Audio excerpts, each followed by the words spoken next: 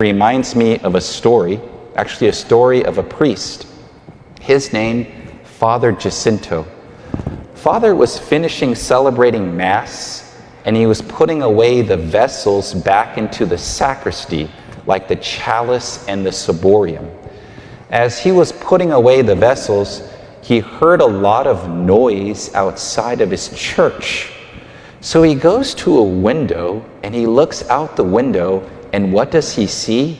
He sees a gang of men, and they're literally burning people's houses down, stealing from stores, and they were attacking and killing people. And worst of all, Father noticed that that gang of men, they were approaching his church. So the first thing that Father did, he got the key to the tabernacle, and he opened the tabernacle and took out the ciborium. The ciborium is what holds the Holy Eucharist. He did not want them to desecrate the Blessed Sacrament. By the way, that's one of the worst sins anyone can commit. So he took the ciborium out, and he most likely exited the opposite way that this gang of men that they were approaching. So he goes out and exits his church. But as he was exiting the church, he heard a voice, and it was a voice of a woman. And the woman said, "Son, you forgot me." So Father Jacinto maybe thought to himself, "My mom, she's like 70 miles away. How is it that I can hear my mom right now?" But he didn't want anyone to get hurt. So he comes back into the church looking for this woman that said that, but he didn't see anyone. So maybe he thought I was just hearing something. So he exits the church a second time, and as he was exiting again, he heard the voice of the woman say this, "Son, do not leave me to your enemies." So as he was hearing the voice, he was looking around, and he noticed that the statue of Mary was talking to him. So I'm sure Father probably thought something like this: if Mary tells me to do something, I better do it. Yes, that's good advice. So he already has Jesus in the Eucharist in one hand, in the ciborium, and now he has to take this statue of Mary in his other hand. Oh, by the way, that statue was made out of alabaster. Now, I don't know much about the sciences, but that sounds very heavy. So here he is now holding two objects, and he's trying to get to safety.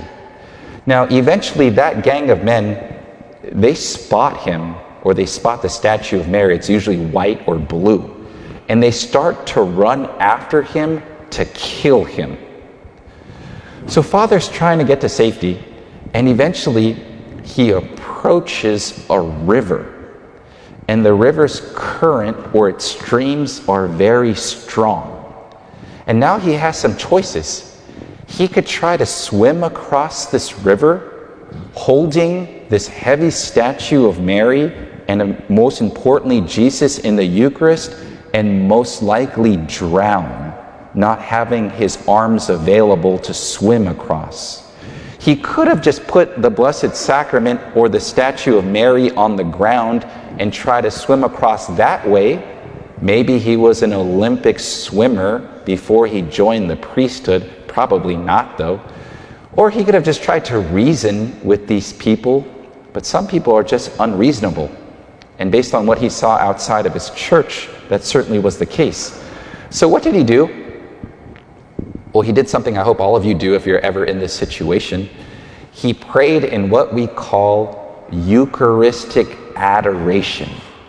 The fact of the matter is, Jesus was in his hands.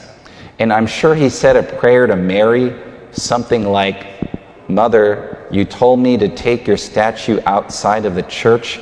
I'm about to die, so please help me." So after that, guess what happens?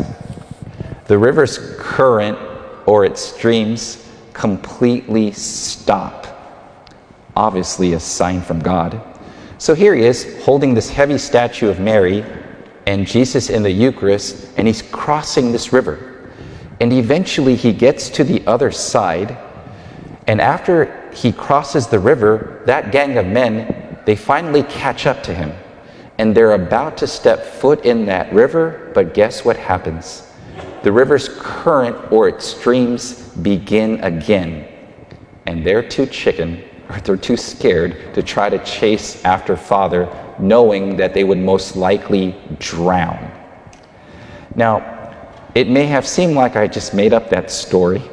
That story is a story of a saint. His name is Saint Hyacinth. Jacinto is a Spanish version of his name. Saint Hyacinth belonged to the order of preachers, also known as the Dominicans. If you ever see a statue or a picture of Saint Hyacinth, he will be holding two objects, usually a very large statue of Mary and Jesus in the Eucharist. That was Kiev in Ukraine, and Saint Hyacinth is one of the apostles of Poland.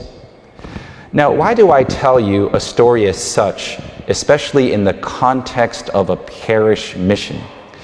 Well, first, it shows us that true devotion to Mary always leads us to the Eucharist. But most importantly, it shows you if you want a miracle in your life, then offer Holy Communion for that intention. If you know someone that has lost their faith, maybe a family member or your friend that no longer goes to church, what is one of the best things you can do for them to help them get back on their path to heaven? Pray a Eucharistic holy hour of adoration in reparation for their sins. If you want your spouse and your children to become saints, what is the best way to help them with that intention? Dedicate your life to the Eucharist. By far, the Eucharist is the greatest gift that God has given to us as Catholics, because the Eucharist is Jesus himself.